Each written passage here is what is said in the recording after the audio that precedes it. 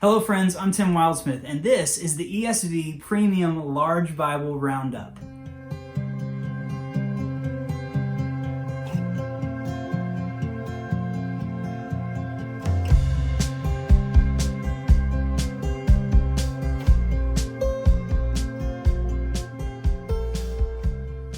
Okay, so for the past few weeks, I've been showing you different premium ESV large Bibles, and today what I want to do is show you those four Bibles side by side. So that's what we're going to do. I'm just going to let you take one final look if you're looking to make a decision.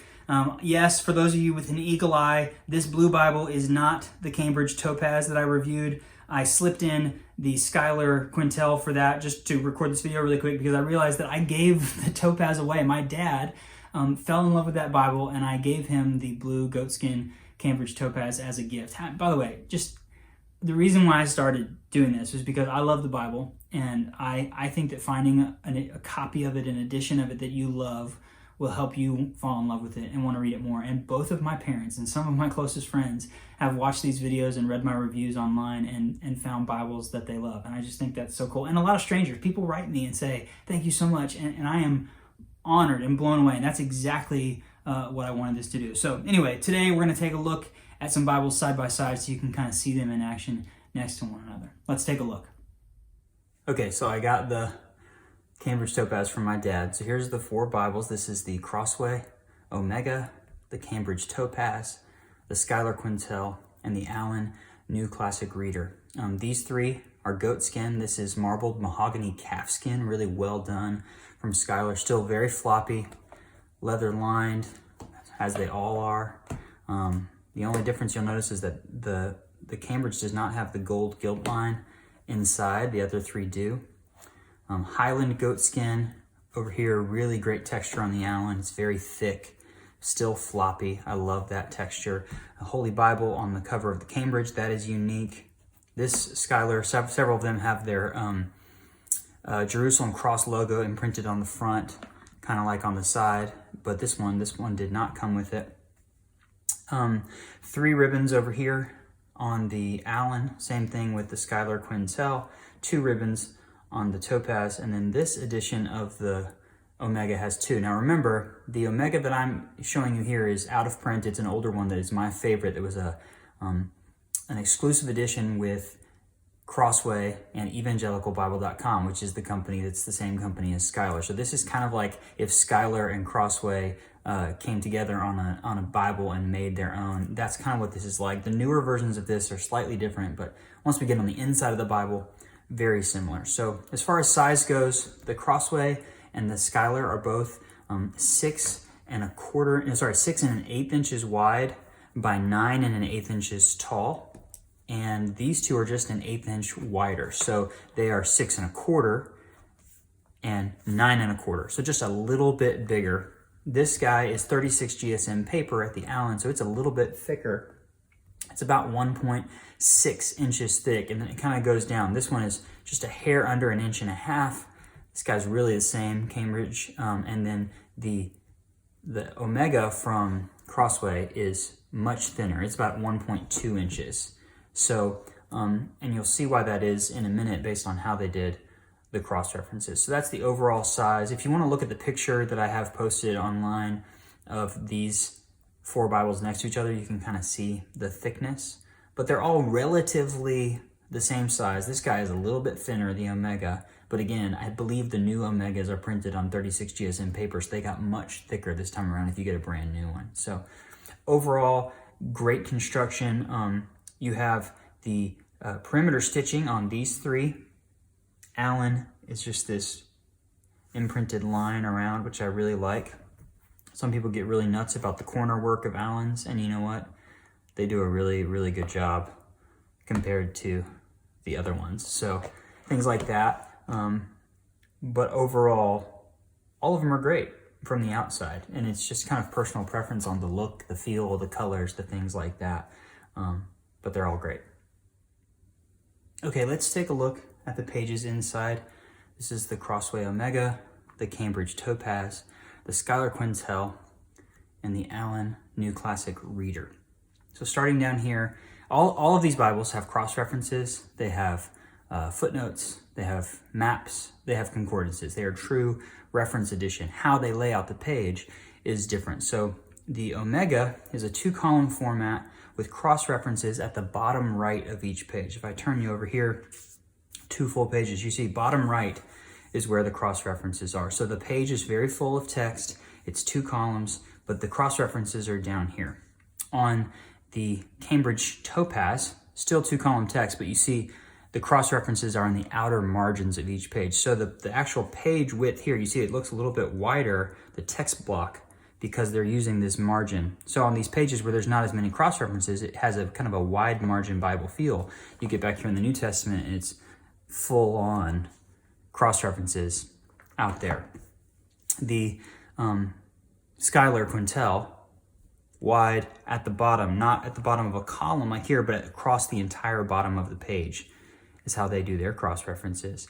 And then over here at the Allan, they do a center column cross-references. So it's 2 columns wide. Again, they're all 2-column text formats. This is cross-references in the center. So the references that refer to the left column of the text are justified here at the top of the column. The right column of text are down here. So they all 4 do cross-references in a different way. And just look at that. So you have 2 that are filling up the entire page, and they're putting cross-references at the bottom. You have 2 that are putting cross-references in line with the text side by side, justified one way or the other. And it allows you to kind of see, this is a little bit smaller columns, but the cross-references are a little bit more accessible, I believe, when they're on the side of the page or in the middle of the page. When you're reading here, you jump here. When you're reading here, you jump here, as opposed to going and looking for them at the bottom. So it just kind of depends on what your preferences are for cross-references. Now, you don't have to make that the only factor. You also have to just look at the overall feeling of the page, right? So all 3 of these are 10-point fonts. Now, every font is not identical. So this 10-point font over here on the Cambridge feels a lot bigger to me than these 2 10-point fonts on the Crossway and the Allan. It really jumps off the page. The Schuyler is an 11-point font, and it looks really big on the page. So if you're just looking for a big font, easy to read on the eyes, these 2 kind of feel biggest to me. And then this one obviously is a little bit wider on the page. This one is a little bit more scrunched. These 2 are designed by 2K Denmark, which is a very famous company that does typesetting. They're well regarded. You see the mixture of the red and the black. So red numbers here, red in the verse numbers, red down here. So it kind of breaks up the page a little bit, whereas these 2 are both just straight black letter text everywhere you look. Other thing to note about the Topaz is the only one that is verse by verse. So each verse is indented on its own paragraph. So if you're looking for a verse by verse Bible, this is the only one that does that. In terms of legibility, all of these, to me, sitting here are really easy to read. These 3 are on 28 GSM paper. The Allan is on 36 GSM. Now, if you go watch the full video of this Bible, you'll note that they've taken a smaller format version called the Classic Reference Edition, and they've blown it up, put it on nicer paper, had it printed in the Netherlands. And so it kind of changes that Bible, but it really is really opaque with a 36 GSM, but it's not that much more opaque than these 3 that are on the 28 GSM. So it's just in terms of reading the Bible, flow, how you're using it, you see they all do it slightly differently. They're including the same things, the footnotes, the cross-references, all that stuff, but they're doing it slightly differently. And it's just kind of your personal preference on finding the Bible that's like going to draw you in and make you want to read it. Thinking about font size, thinking about cross-references, thinking about just the overall look and the feel. And one other thing, at the beginning of this Bible, each book of the Bible for the Allan has these little book introductions.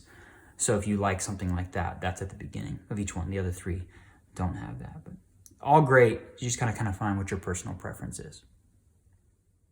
Okay, here's a quick look at the concordances on concordances. What's the right word? The concordance on each of these Bibles. All of them are 3 columns.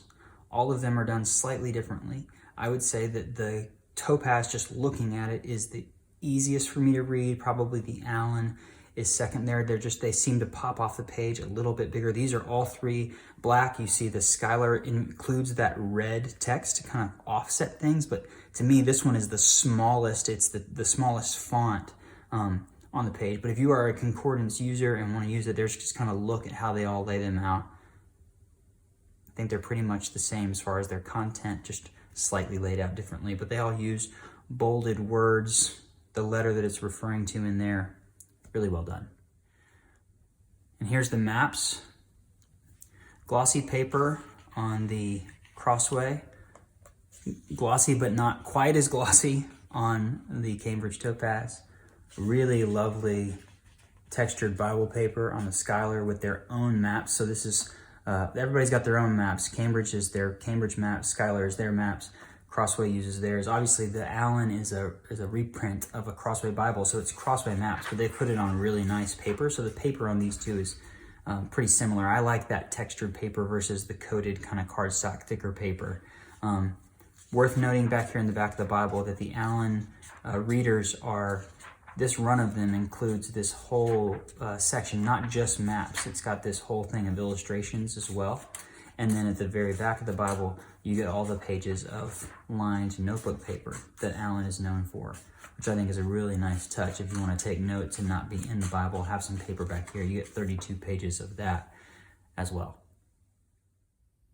So there you have it, 4 fantastic, premium, large ESV Bibles from 4 different publishers. They have some unique features, but they have a lot of similarities, and really it's finding a Bible that's right for you, finding one that you say, wow, I really like the color of that one, or the layout of that one, or just the little different things, the way they do the cross-references, stuff like that. So for me, the R.L. Allan is really special because I just love Allan Bibles. My parents gave me that one, but I'm also a really big fan of the other 3, and I'm glad to have them. So fantastic Bibles. I'm going to put links below to all of these. You can read more, and I've got all these specs written out. Everything I talked about in this video at BibleReviewBlog.com. You can see all of that on the website, some more pictures of these as always. Thank you so much for supporting BibleReviewBlog.com and watching these videos. You can definitely share these with your friends and like, subscribe, all that stuff.